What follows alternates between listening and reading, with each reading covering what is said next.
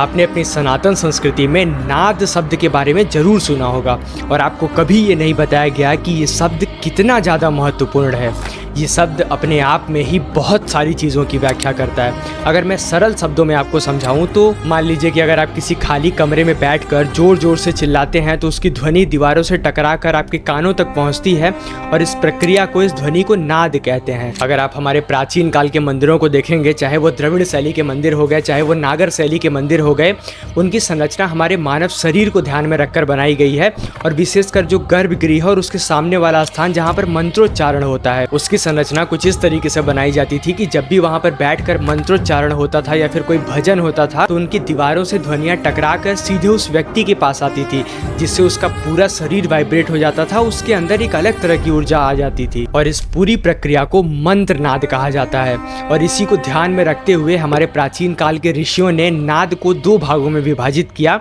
अहद नाद और अनाहद नाद। जब कोई शंख, भजन या फिर मंत्रों की या घंटी की ध्वनि हमारे मंदिरों में या घरों में सुनाई देती है तो उसे अहद नाद कहा जाता है। और जब हम समाधि में जाते हैं, ध्यान करते हैं, साधना करते हैं तो हमें ब्रह्म की ध्वनि सुनाई देती है, ओम की ध्वनि सुनाई देती है, अपने अंतरात्मा की ध्वनि सुनाई देती है। इसे अनाहद नाद कहते हैं।